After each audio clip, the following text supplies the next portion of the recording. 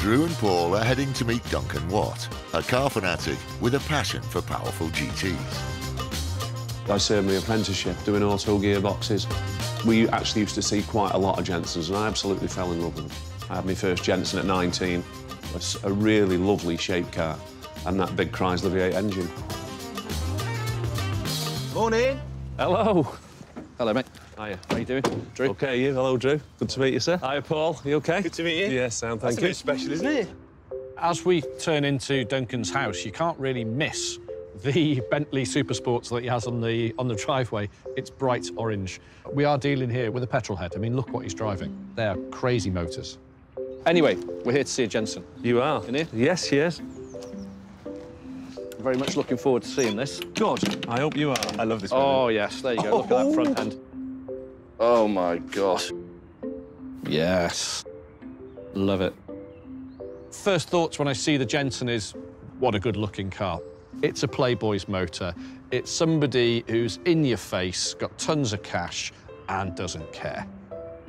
Good-looking. I like it. The design of the car is odd, but it works. It does have cues almost to American cars in some ways, but the nose, doesn't the nose look like a Fiat? It looks like a two-seater, but it's a big GT. It's a really clever piece of design. Paul was expecting to see a car in very poor condition, but so far, he's pleasantly surprised. All of that leather can be recolonised. It's not split, it's not worn too much. The headline is really good as well. I love that pleated headlining. But to properly assess the car's bodywork, they need to get it out into the daylight. God, it sounds wicked. Oh, it's the best sound. Duncan fires up the V8 and what a burble, what a noise. Nothing really sounds like a big, massive V8. That does sound quite happy, though, doesn't it? Yeah. There you go, guys. Right. We'll have a poke. It's soon clear why the car is so cheap. I'm just having a look. To be fair, every panel needs Every panel needs, there's a bit of... And if you have a squeeze around here, look underneath, you can feel.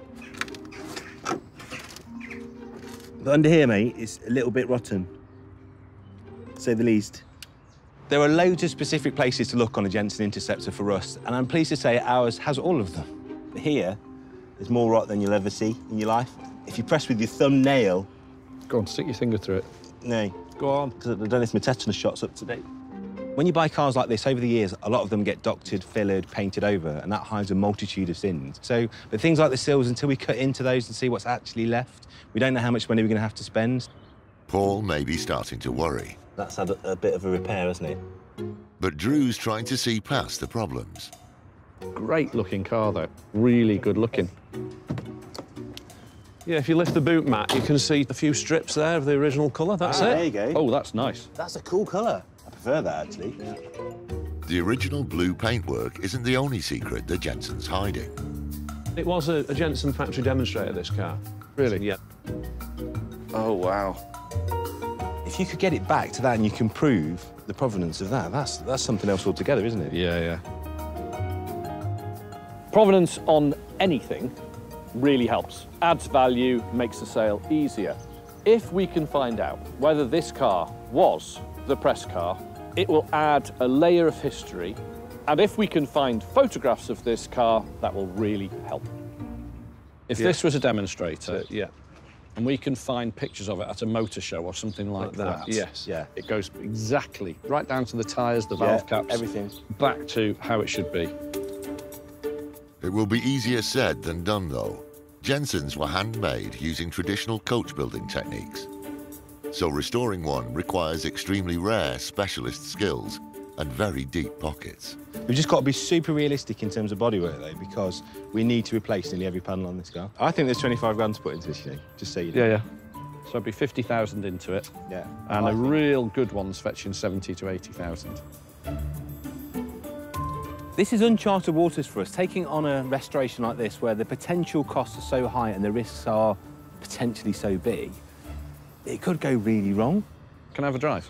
Absolutely, yes. You guys take it out, see what you think.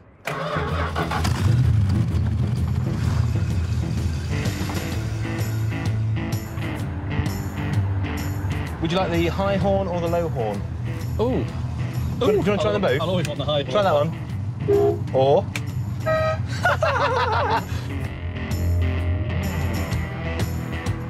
Just give it a little bit of a blip, just a little bit of a... Oh, that's why you buy one, isn't it? Oh, it just sounds amazing. But this is best of both. This is British craftsmanship, American muscle, Italian style. Italian styling. This car makes even you look cool. This is the car for the guy who can't afford an Aston Martin. But has as much cachet. That's exactly the right word. The cachet of an Aston Martin without the price. Bosh, what other car is there? What other car is there? Restoration-wise, we have got a mountain rather than a molehill to climb on this. I think it will need a lot of panels. That is why, and I think if we can go back and get it for... Let's try and knock in a couple of grand off if we can.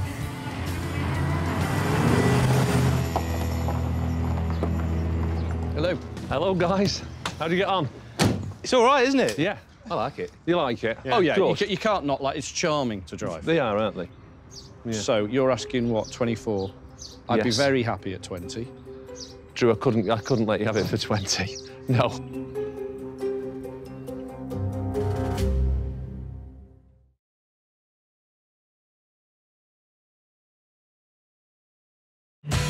In Cheshire, Drew and Paul are bidding on a rare Jensen Interceptor with spectacular provenance, which could make it a banker.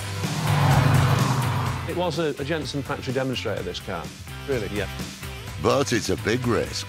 With the restoration looking like it could cost well into 5 figures, Drew wants to get as much off the asking price as possible.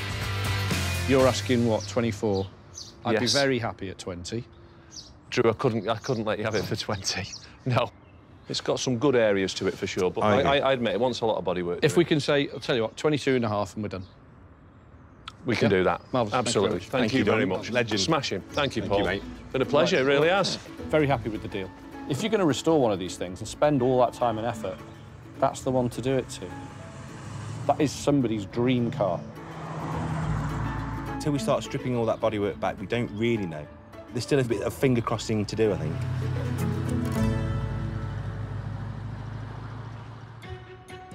While it's obvious the external bodywork needs repairs, the condition of the car's underlying structure is a big unknown. So at the workshop, head mechanic Michael's first priority is to start digging deeper. That's not your happy face, is it? No, it isn't. Have a little look. That's really bad. Oh, man. That's all got to come off, hasn't it? Yeah, same both sides, exactly the same. It's just horrible. Don't get me wrong, this car was always full of filler. You could see it needed money spending on it, and I'd budgeted well into 5 figures for this car. The problem we've now got is when you look at the quality, in inverted commas, of the repairs in even bigger inverted commas, it's just a collection of bodges. It's worse than Paul feared. The Jensen's bodywork is rotten to the core. Man. It's not well, is it? What a lemon. And putting it right could mean hundreds of hours of skilled fabrication work. It's basically the entire floor, other than the central vane, inner and outer sill, and probably the bottom 6 inches of the bodywork, isn't it? Yeah. All around. I would say so, yeah.